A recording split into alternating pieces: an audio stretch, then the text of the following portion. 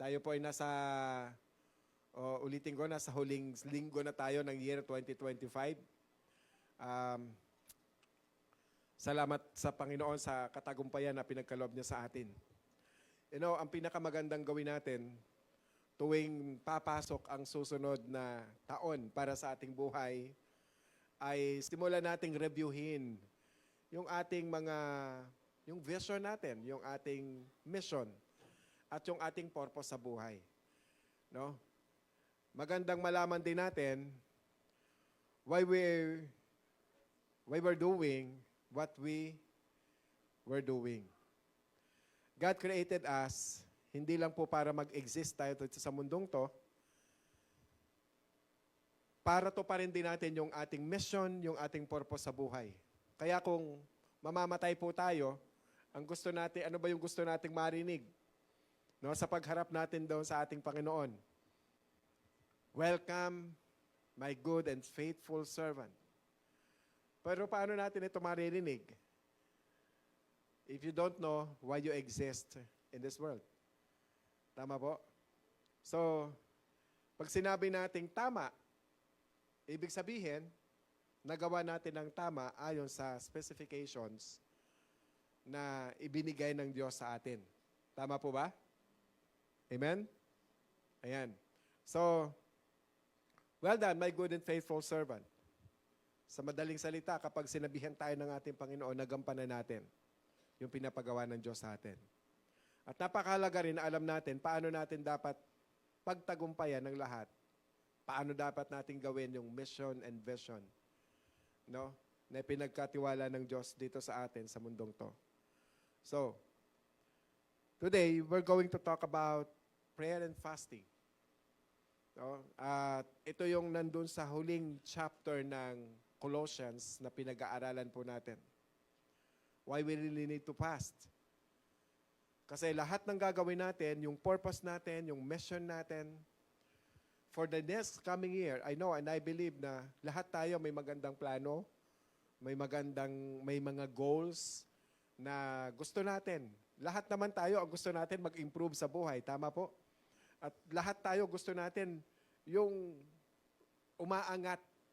No? Hindi lang sa financial, hindi lang sa trabaho, hindi lang sa career, kundi sa lahat ng aspeto, most especially sa spiritual life natin. And I do believe, kapag inuna natin ang ating Panginoon, walang bagay na hindi nating pagtatagumpayan. Tama po ba? So kaya kailangan natin yung panalangin. Lahat ng bagay kailangan nating daanin sa tuhod. Amen? Para pagtagumpayan. Maging yung sarili natin, paano tayo magtagumpay? Marami tayong mga bagay na ayaw natin sa ating sarili. Admitted naman natin aminado naman tayo na marami tayong bagay na gusto nating mabago sa ating sarili. Pero it's really hard to change. Pero sa pamamagitan ng prayer, intentional prayer and fasting, I believe, magtatagumpay tayo. Amen po ba? Because kailangan natin mag-pray and mag-fast. Bakit? Una, sa early church, they fasted. Sinong nandun sa likod? Ayan. Una, the early church, nag-pray and fasting sila. Acts 13:3. Then, when they had fasted and prayed, and laid their hands on them, they sent them away. So, ang unang church, sa first century, sa Book of Acts, ito yung isang halimbawa o isang modelo na nananalangin sila at nagpa-fasting.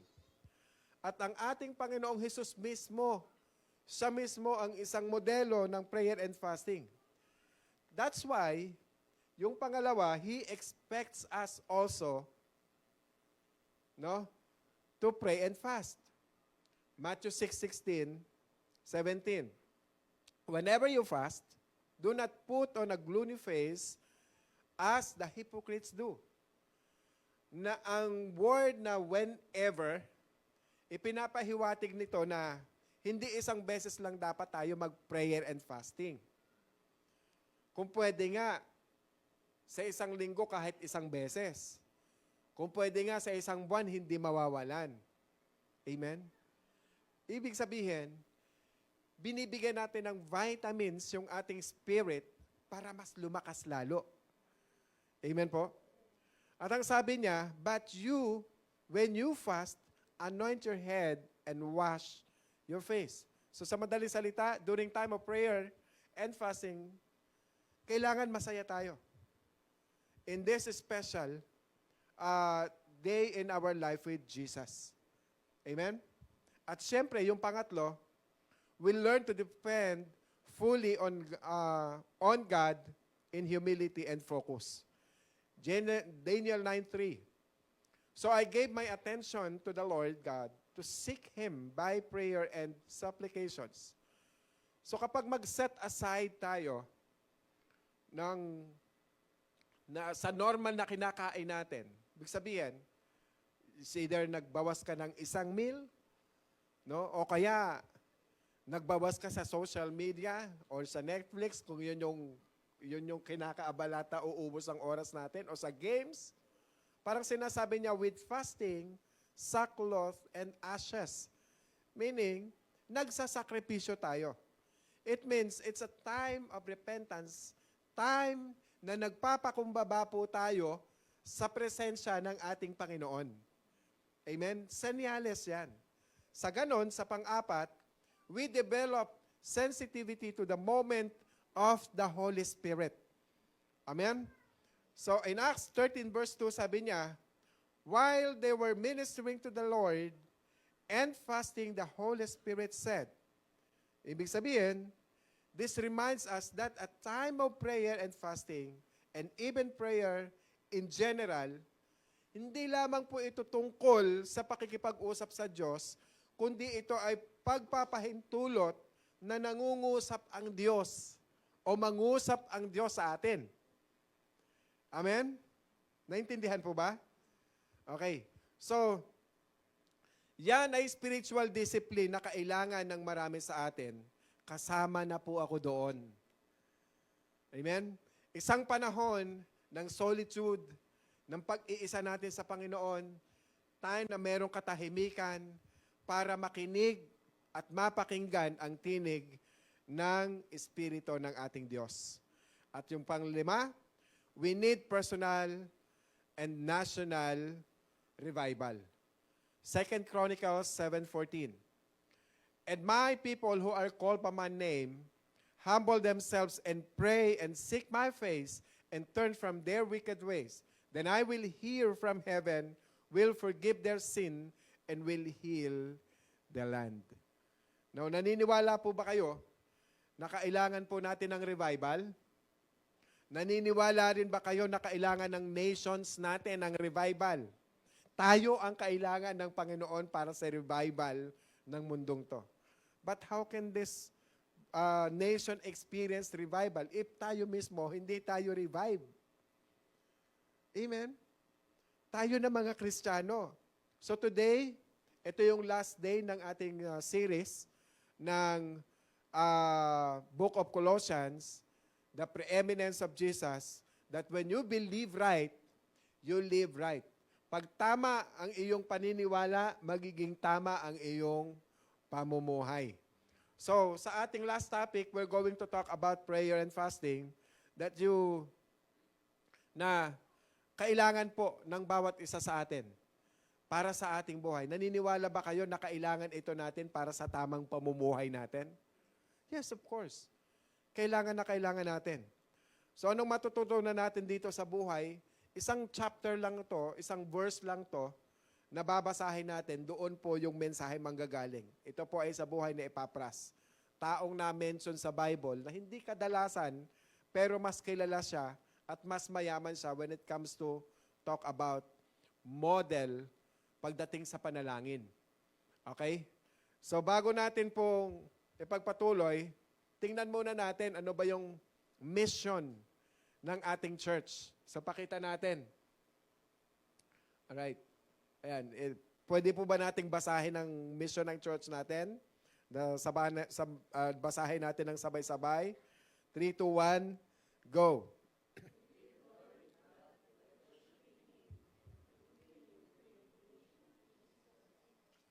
By making disciples of men and women, teaching to them, meeting.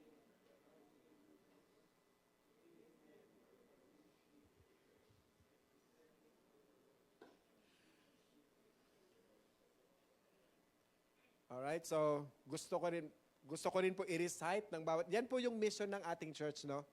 At yan po ay dapat kabisado natin. Kasi yan po yung sinusundan natin. Ano po ba yung, gusto ko i-recite din po natin yung vision ng church natin. Ito yung vision na to, ayun yung pinaniniwalaan natin na mangyayari sa church natin. As a result of the fulfillment ng mission. So, pakita po natin yung mission. Basahin natin na sabay-sabay. 3, 2, 1, go.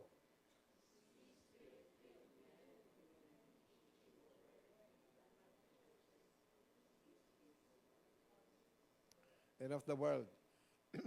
So, yung ibinigay na mission at vision ng Panginoon sa Word for the World Christian Fellowship kung saan nandun tayo.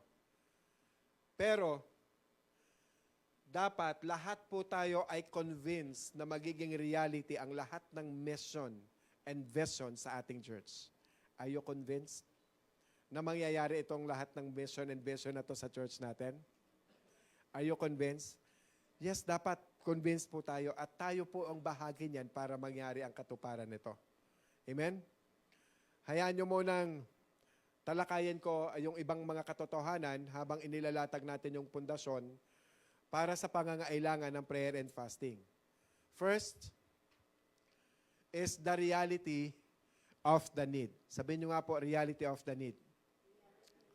So yung katotohanan ay napakalaking hamon ang paghahatid ng ebanghelyo ng salita ng Diyos sa bawat sulok ng mundo. Yan yung reality needs. Yung pangangailangan nito ay hindi dapat ipagwalang bahala ng bawat isa sa atin. Okay? Ang bansa natin ay napakaliit kumpara sa iba't ibang bansa, mga nakarating sa atin. Sa ibang lugar, katulad ng planeta natin, meron tinatawag po ito sa planeta natin na 1040 window. Ito yung bansang nasa North Africa, Middle East, and Asia. Okay? 23rd population ng mundo ay nakatira sa extreme nakahirapan, no, extreme poor, and with diseases. Ang worst sa 1040 window is they hardly have any access to the gospel. Napakahirap nilang ma-access pagdating sa gospel. Most people, hindi kilala kung sino ang ating Panginoong Diyos. Hindi alam kung paano magkakaroon ng tamang relasyon sa Diyos. Ito yung reality na need. Mapalad tayo kasi malaya tayo magsalita dito sa Pilipinas. Pero sa ibang bansa, it's hard. Okay? Outside naman ng 1040 window, ito yung Western society. Sila naman yung mga more affluent, more advanced society na mas higit nilang kailangan din ng gospel. Bakit? Katulad po sa ating bansa, tayo, 9 hanggang 10 tao na nakapaligid sa atin, hindi kilala ang ating Panginoon. Amen? So there is a tremendous needs for the gospel. Kahit sinasabing Christian nation tayo, maraming taong hindi totoong nakakakilala sa Diyos. Kilala siya by name, but they don't have relationship. Amen? Naunawaan po ba natin na ang ating task being Christians, na meron po tayong task bilang isang Kristiyano? Naunawaan po ba natin? Naunawaan natin? Hindi lang po ang task natin magsimba linggo-linggo. But we really need to understand the reality of the battle. The spiritual battle. Ano yung spiritual battle? Ephesians 6:12. Okay, that's why kailangan natin ng prayer and fasting.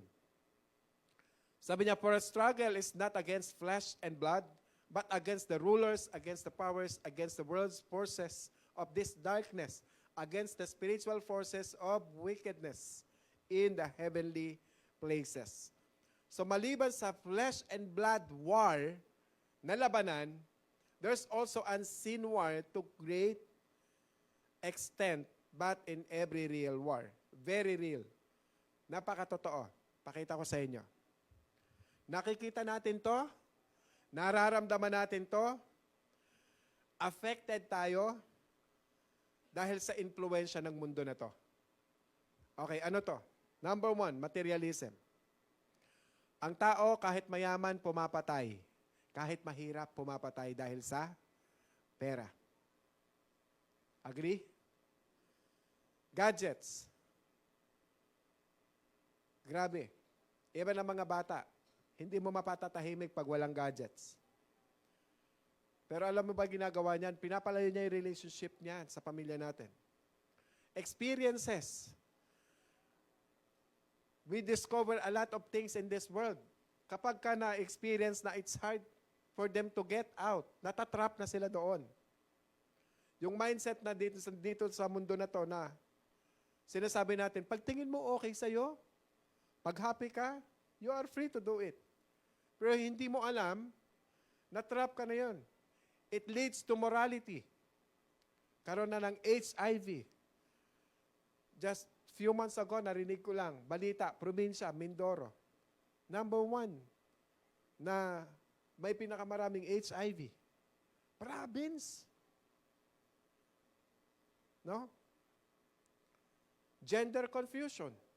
Hindi alam kung anong kasarian meron siya. Kalinaw-linaw naman nung pinanganak siya.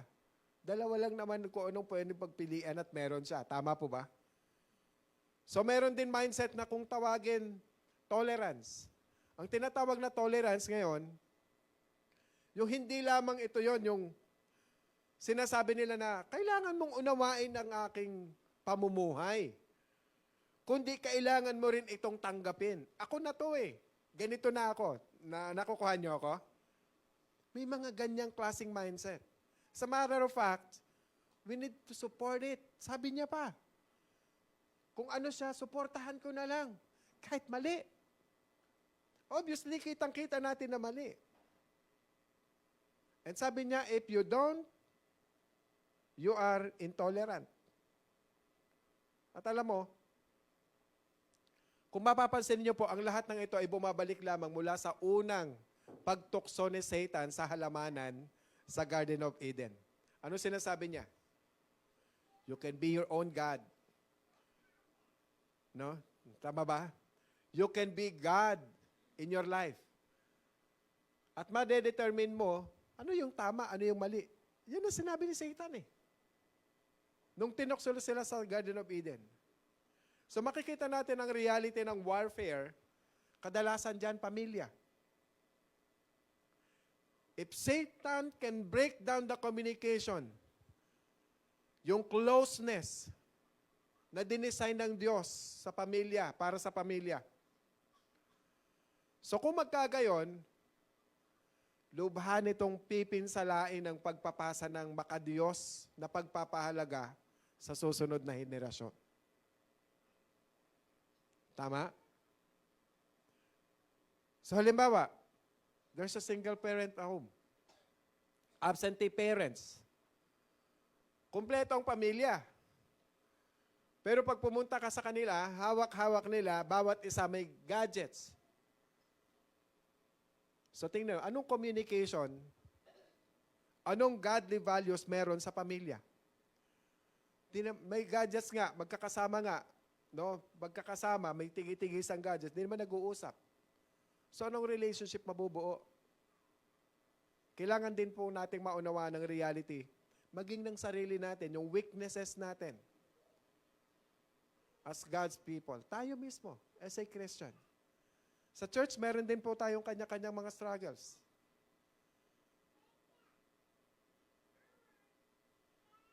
Na-experience natin yung persecutions, not only in our church, but all over the world.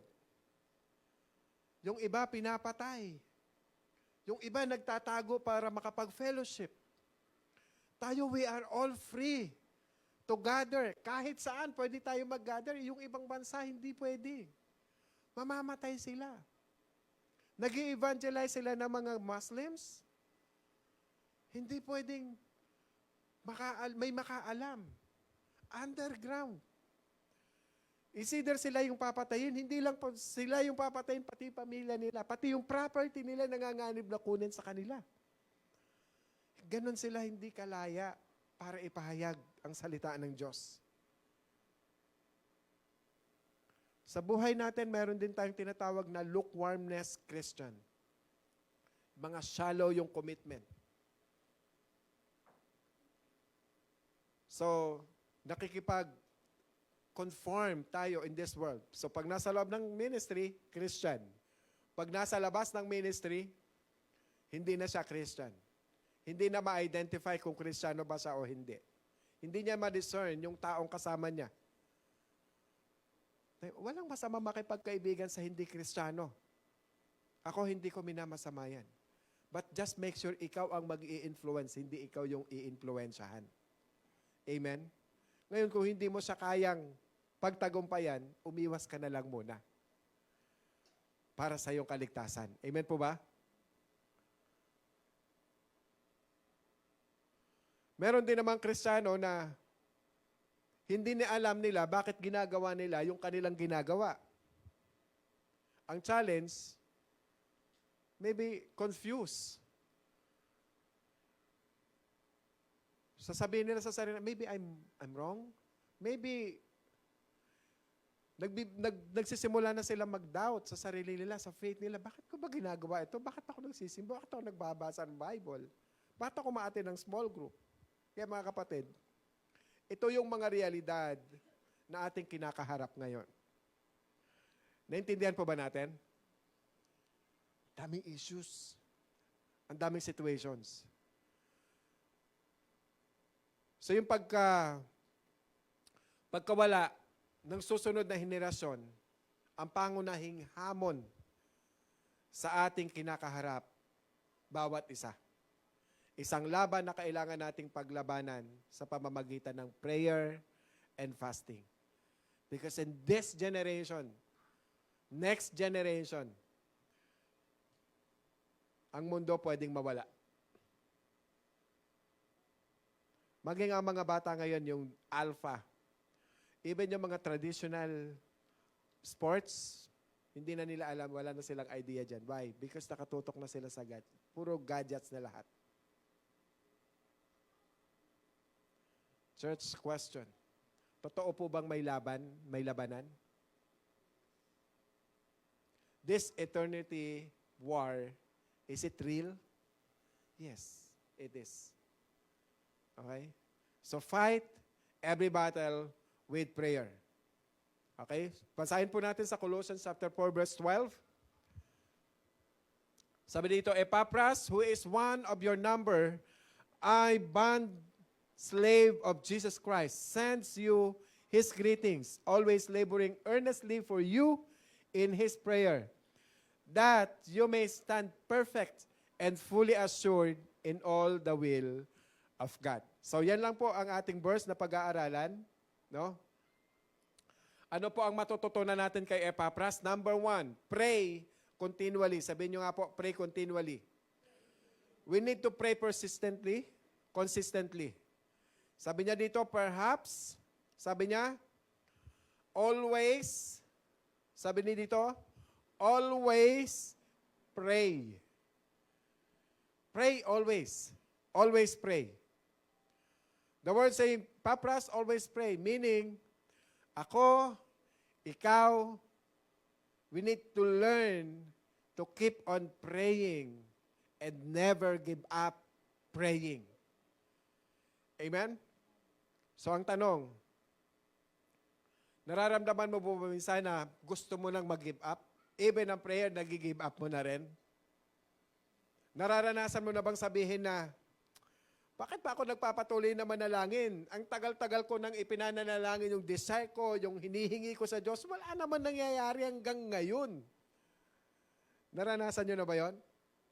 Sa ibang tao, matagal na yung 2 weeks. Sa ibang tao, maybe 5, 10, 20 years na nananalangin. Ano, itutuloy mo pa ba yung panalangin? Yes. Okay? Jesus told us the story in Luke chapter 18, verse 1 to 5. Now, sabi niya dito in verse 1, He was telling them a parable to show that At all times, they ought to pray and not to lose heart. Okay. Lahat tayo may tendency na mag-lose heart. Amen? Sabi niya verse 2, saying in a certain city, there was a judge who did not fear God. Walang takot sa Diyos at hindi rin rumerespeto sa tao itong judge na to. And there was a widow in the city. And she kept coming to him, saying, give me legal protection from my opponent. Okay? Meron isang widow, humihingi ng justice sa isang judge, at pabalik-balik, napakakulit. Okay? In short, sobrang napakakulit niya. Pabalik-balik. So, the reason number 1, why you and I should keep on praying, it's because of who we are. We are all unstable. Ikaw at ako ay parang katulad ng isang poor widow na to. Bakit? Whether tanggapin man natin ito o hindi, it's an attitude na dapat meron tayo katulad nung sa widow. Makulit para humingi ng justice. Okay? Widow that time, during the time of Jesus, there is a great disadvantage. Pumupunta sila yung mga widow kung saan-saan, and everybody, they seek attention. At malamang, ng mga tao ay kailangang, para makuha yung judge, kailangan magbigay ng suhol, magbigay ng bayad doon sa judge, makuha niya yung oras ng judge para pansinin siya ng hukom. Pero yung widow, wala siyang ibibigay. Wala nga rin siyang connections. Anong meron lang ang widow? Lakas lang ng loob at tapang na bumalik doon sa hukom at paulit na na humingi ng justice. Kailangan mo akong tulungan. Ako'y walang kakahiyahang tao. I need your help. Sabi niya doon sa judge. Alam niyo ba, napansin niyo? Kapag ang tao, lubhang sad-sad na, walang-wala na, doon nawawala yung pride, doon pumapasok yung humility. Sad-sad na eh. Tama po? Kaya mga kapatid, you and I need to humble ourselves before God because we are all helpless and needy. Amen? Apart from Him, we to approach to God with audacity that says, Lord, wala na akong magagawa. Amen? Walang-wala na eh. Sagad na eh. So in verse 4, for a while, he was unwilling. But afterward he said to himself, even though I do not fear God or respect men, yet, verse 5, because this widow bothers me, I will give her legal protection. Otherwise, by continually coming, she will wear me out. So, ganun pala dapat. First, bakit kailangan natin magpatuloy manalangin? Because of who we are. Second, bakit patuloy natin kailangan manalangin? Because of who God is. Amen? Because God is the total opposite ng judge na ito. Hindi niya sasagutin ang ating panalangin para paalisin tayo, katulad nung widow. Ayaw niya lang maistorbo. Ikinalulugod nga ng Diyos na sa pamamagitan ng paglapit natin sa Kanya, doon siya'y natutuwa, doon siya nalulugod. Yung magtitipon-tipon tayo para sa parangalan, doon sa presensya niya, sa Panginoon, yun yung ikinalulugod ng Diyos. Bakit? Siya kasi ang Diyos natin kung bakit tayo nagsasama-sama dito para mag-fellowship. Amen? And sinasabi natin na we need you, Lord. Our Lord is worth nothing apart from you. We can do nothing. Amen? So do you believe that attitude that honors God? Na siya lang, kung wala ang ating Panginoon, baliwala tayo lahat. Do you think that kind of attitude? Kahit ano pang meron tayo, kahit angat pa tayo sa iba, We still humble before God. Amen? Because He is our Father. And we are His children. That's the greatest thing about God. All-powerful, all-loving, omniscient, omnipotent. Amen? He is our Father. There's another story. His name is Bartimaeus. Isa siyang bulag. Nakaupo sa road sa Jericho. Sa Mark 10:47-48, sabi niya, when he heard that it was Jesus the Nazarene, he began to cry out and say, Jesus, Son of David, have mercy on me. And in verse 48, many were sternly telling him to be quiet. Sinasabihan siya, sinasaway siya. Tumahimik ka, busy ang boss namin. But he kept on crying out all the more, Son of David, have mercy on me. Tanong, sa ating mga buhay, sino sa atin ang nagsasabi na mas mabuti na lang tumahimik ka na lang, tumahimik na lang tayo? Ito ba yung sarili natin? Kasi nagdududa na tayo eh. Ito ba yung nagsasabi sa atin na alam mo, yung ipinapanalangin mo na yan, wala na mangyayari dyan. Yung taong pinagdadasal mo, wala na yan. Hindi na mangyayari yan. 1 in a million lang yan pwedeng mangyari. Do you think you give up? No. That's hopeless thing. Pag sinasabing wala na mangyayari dyan. Or marahil sabi ng statistics, tumigil ka na lang, manalangin. Ang chance na mangyari dyan, ako, malabo pa yan. Malabo pa yan sa sabaw. Di ba? Well, you know, church, God knew every cry of our hearts. Alam ng Diyos. To me, if I have the most prayer request, I ask people to pray for me, to pray for my prayer request. Pagka nagkaroon ng pagkakataon, pray. And the whole idea, the whole subject now, in our topic is pray continually. Amen? Don't stop praying. Kahit matagal pa yan. Kapag sinasabi ng Lord ang sagot dyan, baguhin mo muna sarili mo. Sumunod ka muna sa akin. You know what, sometimes, bakit hindi napapakinggan sinasagot ng Diyos? Tayo mismo, hindi nagfa-follow sa instructions ng Panginoon. Amen? The next prayer na pwede matutunan natin sa Kanya, pray earnestly. Pangalawa, sabi niya, Epapras. Sabi niya, okay, Epapras, always laboring earnestly in his prayers. Okay? Always laboring earnestly in his prayers. Laboring earnestly, alam niyo yung admittedly, including mine, na kung minsan, ang ating panalangin ay mahina at walang kasigla-sigla. Parang alam mo yung walang gana. Nangyayari ba sa inyo yung walang kagana-gana manalangin? Sa akin lang ba nangyayari yon? Amen? Na kung minsan ay mechanical. At kung minsan naman, para bang dinadaanan na lang natin yung panalangin dahil nagmamadali tayo kasi meron tayong gagawin. Hindi talaga naka-align, hindi talaga naka-set aside ang oras na yun para manalangin.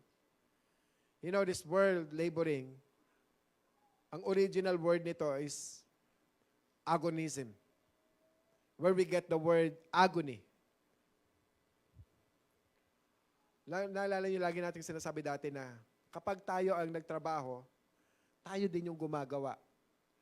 Pero kapag tayo ay nananalangin, ang Diyos ang kumikilos. Amen? Tayo ang gumagawa, tayo nagtatrabaho, tayo yung gumagawa. Pero pag tayo ay nanalangin, ang Diyos ang kumikilos. And that's the expression of our dependence on Him. Amen? And we just need to pray because we want to see God's work. That's why kailangan natin, we need to pray earnestly. Okay? Now, si Epapras, talagang grabe siya makipag-wrestling sa panalangin. It's hindi lang siya nananalangin para sa sarili niya. Nananalangin siya para sa church na doon sa Colossae, at nananalangin din siya para doon sa mga manggagawang kasama niya. Amen? Let me clarify, no? Hindi po tayo nananalangin na makikipag-wrestling sa Panginoon para makuha yung gusto natin. Nananalangin po tayo para maparangalan natin ang ating Diyos. Amen po? Amen. So, yung nakipag-wrestling sa panalangin is ito. Sa Genesis 32, 24 to 26. Ang background nito sa passage na ito, si Jacob.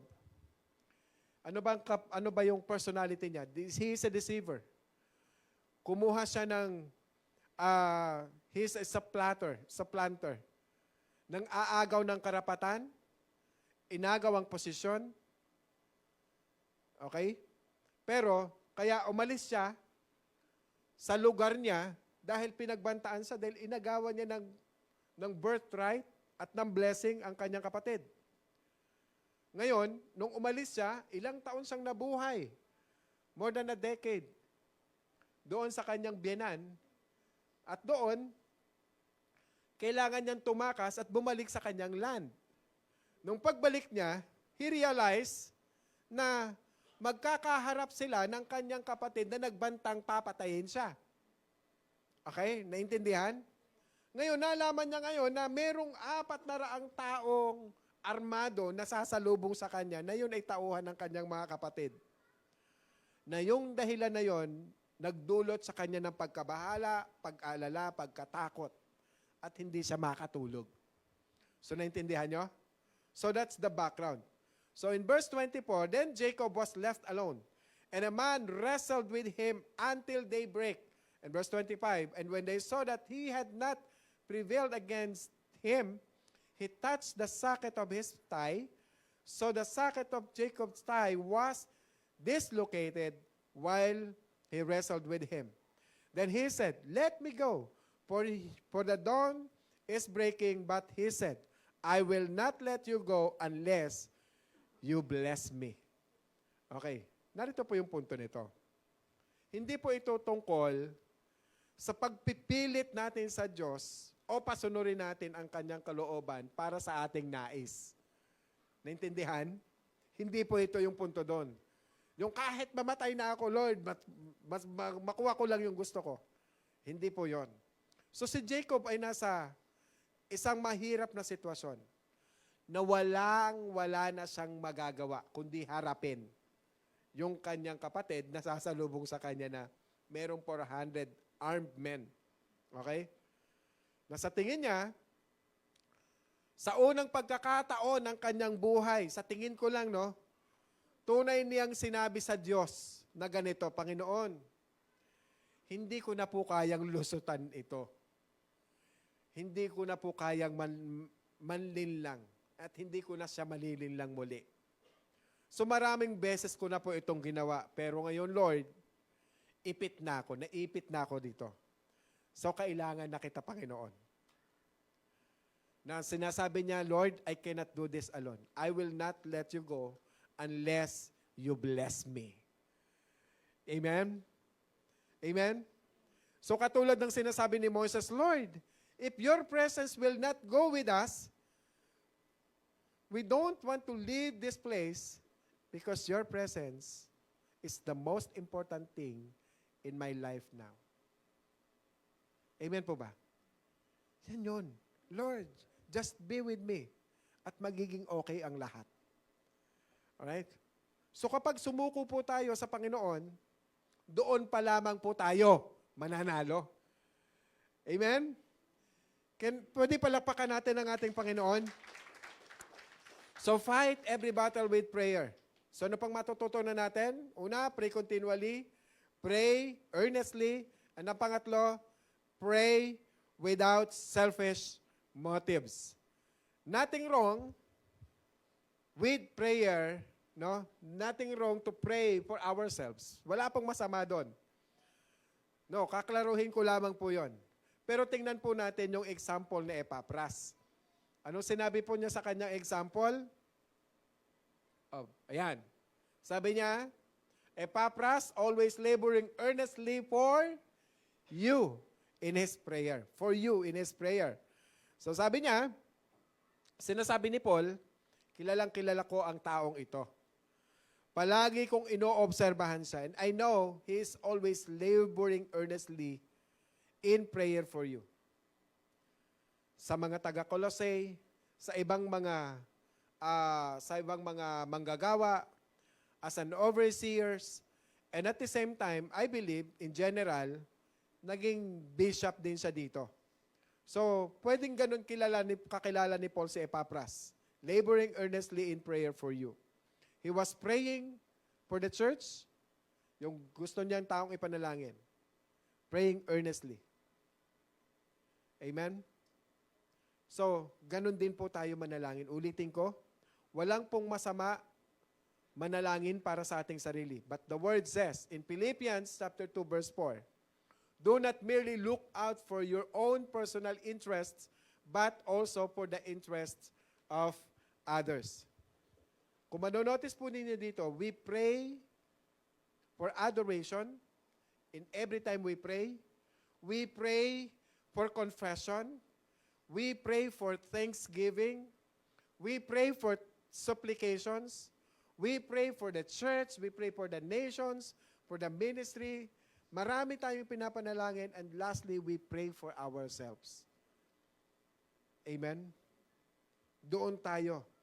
So sa madaling salita, we need to broaden our prayer horizon beyond our own needs. Kailangan natin, hindi lang po pang sarili natin palaging panalangin. Amen? And lastly, na matutunan natin kay Epapras is, pray strategically. Okay. Sabi niya, Epapras, always laboring earnestly for you in his prayers. Remember, kung gaano kakilala ni Paul si Epapras, hindi lang niya basta alam na ang lalaking ito ay isang taong mapanalanginin. He is also knew the burden of his heart. Alam, pati yung burden niya, alam. Okay? I'm sure, no, lahat ng mga kasama at kapwa mga manggagawa na kasama niya, meron siyang burden para sa mga tao na to. Do you have a burden para sa mga kapatiran? Do you? Sa mga kamag-anak? Meron po ba kayong burden? I believe lahat tayo meron.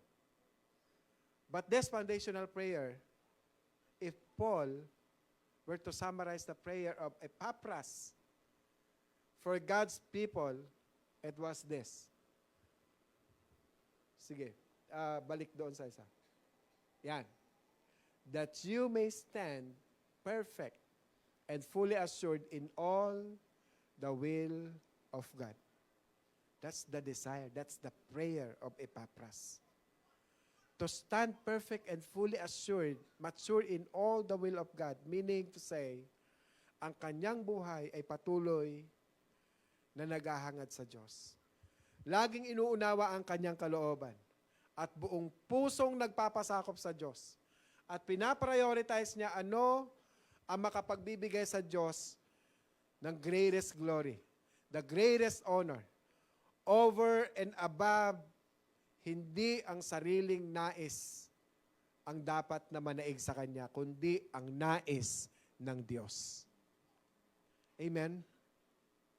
Kaya I strongly believe kailangan ito ng bawat isa sa atin, yung manalangin para sa ating sarili. Ito yung hangarin natin. That we may stand perfect and fully assured in all the will of God. Do you believe na kailangan natin ito? Amen? That we may stand perfect and fully assured in all the will of God.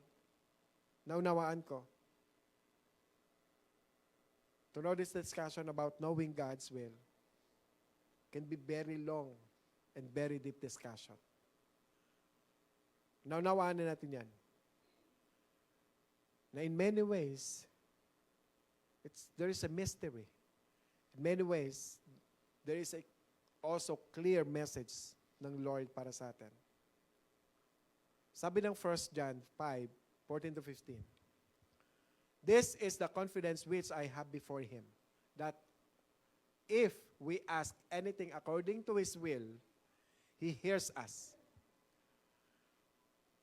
Kapag nanalangin tayo according to His will, He hears us. Amen? Amen po ba? Nakikinig ang Diyos. And if we know that He hears us, in whatever we ask, we know that we have the request which we have asked from Him. Again, ipinapaalala sa atin,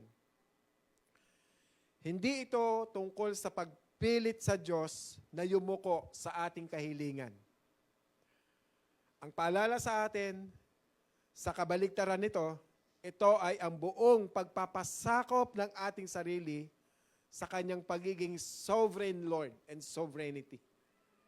Amen? Totoo, we express the cry of our heart. Pero katulad ng sinasabi ni Jesus, if you take this cup from me, yet, not my will, Lord, but your will be done. Ganun ang pag-ibig ng Diyos sa atin. Nakapako na sa cross, pero ang iniisip niya pa rin, tayo pa rin. Kung hindi ako makakaligtas sa hirap na to, pero wag ang kalooban ko ang masunod, sabi ng Panginoong Jesus. Kalooban mo.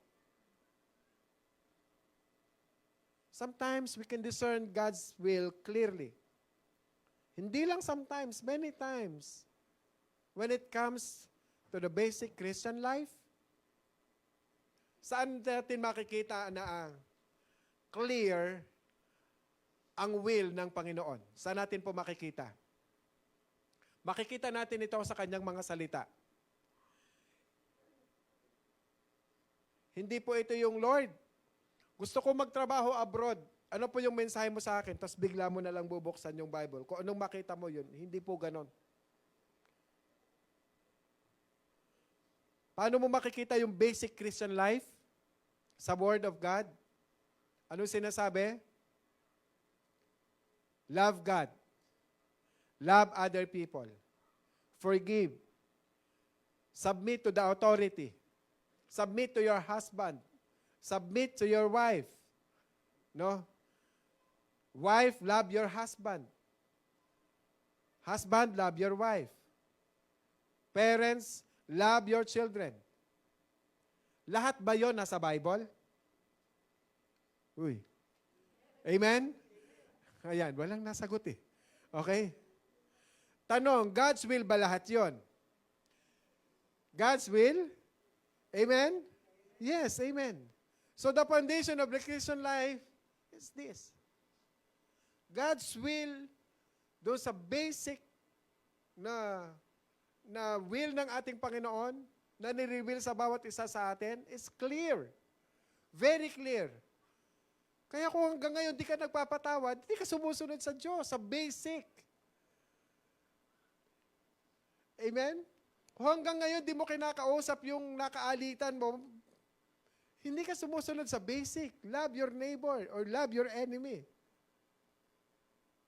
So the better we know God's Word, the more we can stand fully assured in all the will of God. Klaro? Amen po ba?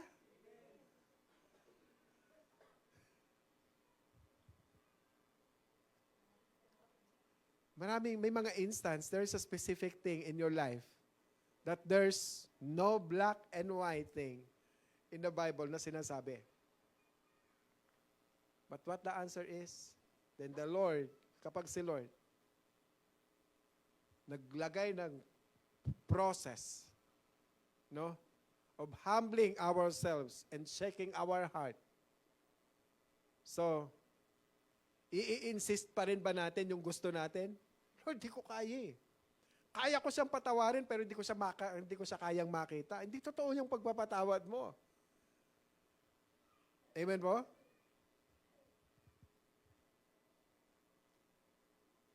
Yan ang mahalaga sa ating buhay. kung paano tayo sumunod. Even dun sa mga basic instructions ng Lord. One of the best prayer in terms of question mark, ang prayer list mo is katulad nito. Lord, let your will be done. Whatever you want, Lord, that's what I want. Kapag tingin mo question mark yung iyong prayer request, because what you want is better for all those what I want. Pag-usapan natin yung tungkol sa relationship and prayer. Alam nyo ba na you can pray through the Word of God? Na pwede mong gamitin ang salita ng Diyos bilang iyong panalangin? O, tingnan natin. Paano natin ito gagawin? Susubukan po natin. Colossians chapter 3, verse 12 to 13. Basahin po muna natin. So as those who have been chosen of God, holy and beloved, put on a heart of compassion, kindness, humility, gentleness, and patience, bearing with one another and forgiving each other, whoever has a complaint against anyone, just as the Lord forgave you, so also should you. Paano natin to gagawang personal na prayer? Let me give you an example. Example, sa accountability group mo. Ito yung sa small group mo. Lord, thank you for giving me this small group. Pinili mo sila para sa akin. You chose those who have been chosen of God. Lord, pinili mo sila. Let them be holy and be beloved. Bigyan mo sila, Lord, ng puso, a compassionate heart, to be kind, and to be humble, and gentleness and patience. Lord, teach each and every one of us, Lord, to bear with one another. And teach us, Lord God, how to forgive each other.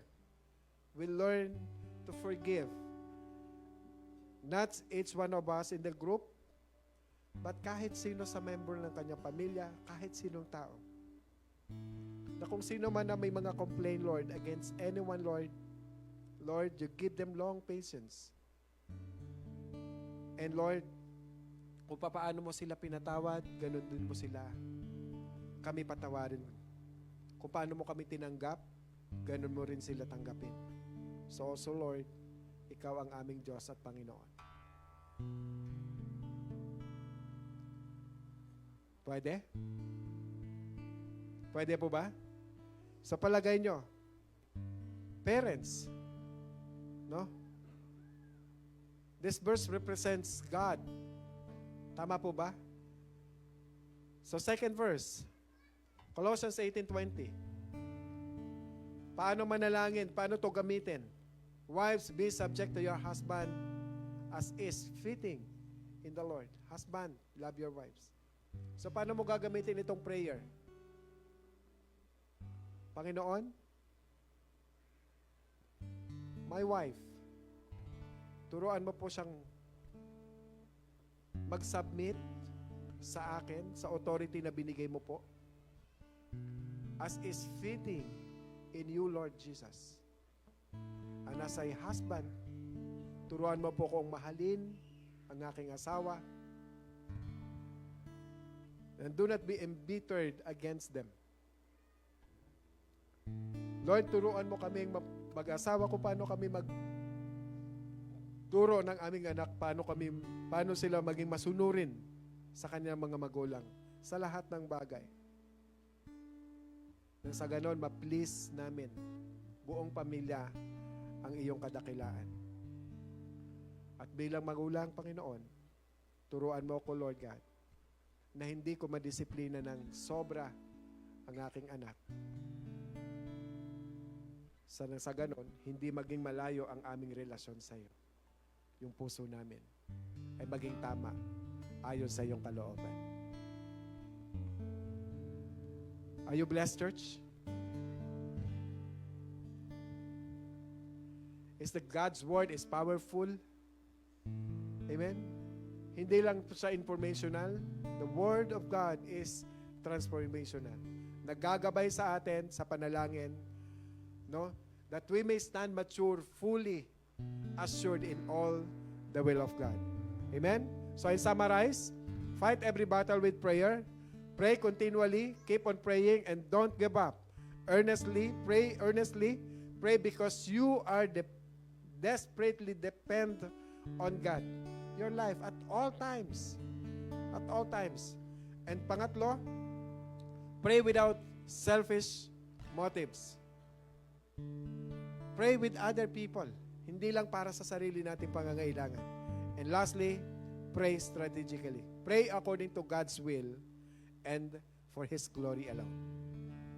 So fight every battles in prayer. Pwede po tayong tumayo.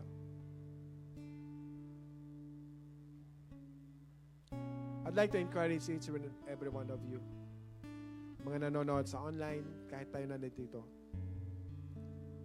Saan man po tayo nandoon, ito man yung sitwasyon natin. Tingnan natin, nandito ka sa room na to, or even nanonood ng live, or even replay. Alalahanin natin yung dakilang laban na ipinakipaglaban ng Diyos para sa atin, para tayo magtagumpay. Yun yung ginanap niya at ginawa niya para sa krus. Binayaran ni Jesus yung full penalty of all our sins. Binayaran niya, sinagot niya yung lahat ng mga kasalanan natin. At ipinanalo niya ang laban. Sa gitna ng labanan, but the Lord Jesus forgive all of us. Yung sakripisyo ni Jesus, wag nating sayangin. Na kapag tayo ay lumadakad sa buhay, lagi natin siyang alalahanin. The Lord Jesus Christ save us from the penalty of sin, from the shame, from the guilt of all kinds of sin. Kung hindi mo pa nabibigay fully to the Lord, na isusuko sa Diyos yung iyong buhay, I pray that you can make a decision right now. Huwag mo nang patagalin. Ang battle na pinakikipaglaban ni Jesus ay battle na para sa'yo, para sa akin.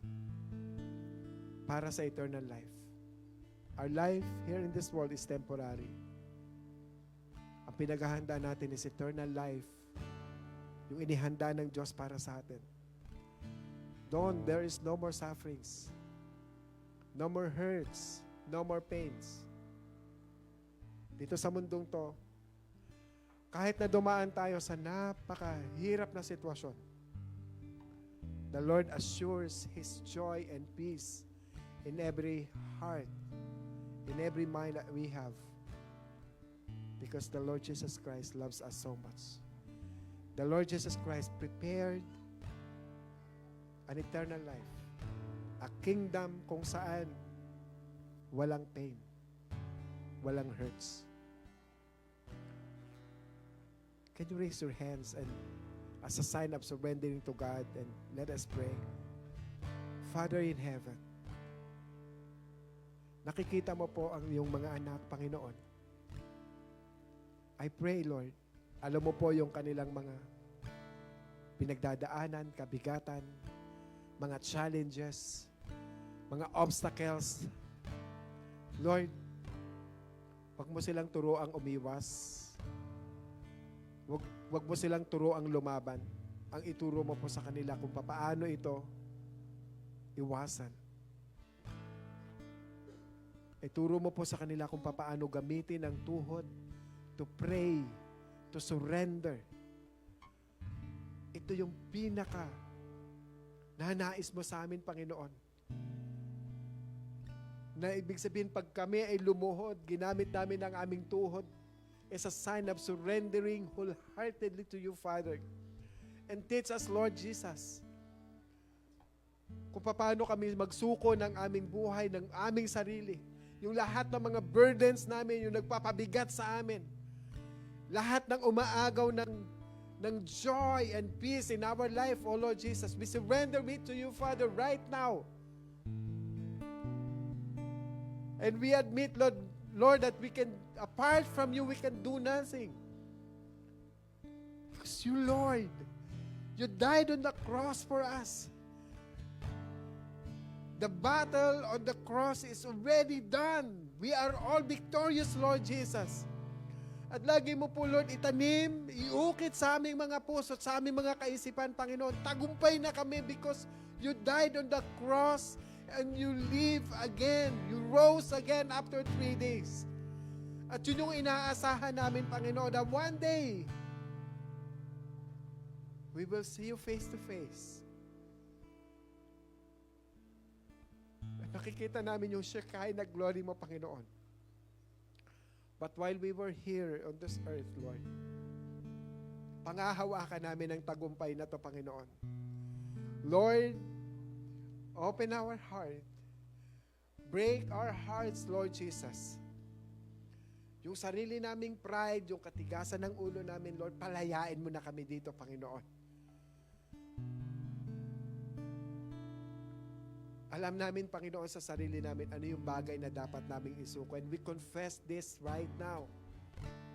And we surrender it right now. Lord Jesus, salamat, Lord. And we declare right now victory. We declare victory, Father. Thank you so much, Father God, sa pagpapalaya mo sa amin. Na ngayong susunod na taon na to, Panginoon, starting today, hindi na kami magiging alipin ng mga bagay na ayaw namin sa aming sarili. Bagkus lumaya na kami ngayon, mula ngayon, sa pagpapalaya mo po sa amin. Ano mang temptations na dumating, kaya namin itong pagtagumpayan. Hindi kami magtatapang-tapangan. Kasi ikaw ang Lord na aming tagapagligtas. At hindi namin i-challenge ang sarili namin or ang enemy, Panginoon. Lord, you give us a humble heart all the time. Jesus, we surrender our life to you, Father. In the mighty name of your Son, Jesus Christ, we pray and we claim victory in Jesus' name. Amen and amen. Thank you, Lord.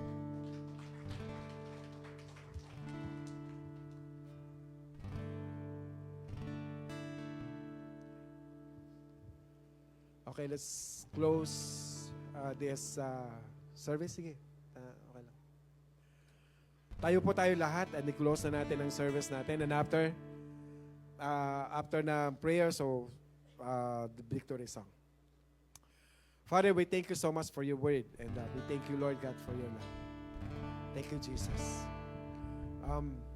Ikaw ang Diyos namin at ang aming Panginoon. Kayo ang aming buhay at lakas. Sa buhay nito, Panginoon, sa pagtawid namin for the year 2026 at iiwanan namin ang year 2025, Lord Jesus. We pray whatever things na nabit-bit namin for this year, ang lahat ng mga bagay na hindi karapat-dapat, iiwanan namin ito for the year 2025. At magpapanibagong buhay kami for the next year, for growth, for improvement, for another victory in our life, Father. Lord, we entrust to you, Lord Jesus. Pinagtitiwala namin sa iyo ang year 2026, Panginoon, na may katagumpayan, Panginoon. Ikaw ang panghahawakan namin, ikaw ang pagtitiwalaan namin ng aming buhay dahil kami sa iyo lamang, Panginoon. Thank you so much, Lord, sa buhay ng aming mga kapatiran. Pagpalain mo po ang bawat isa. May the Lord bless you and keep you. And may His countenance be upon you both now and forever. Go in peace. And may you be a blessing to others in the name of the Father, the Son, and of the Holy Spirit. God bless you all. You're invited. Every Sunday is an opportunity to encounter God's presence. Join us for worship, the Word, and fellowship. That's 10 a.m. here in our sanctuary.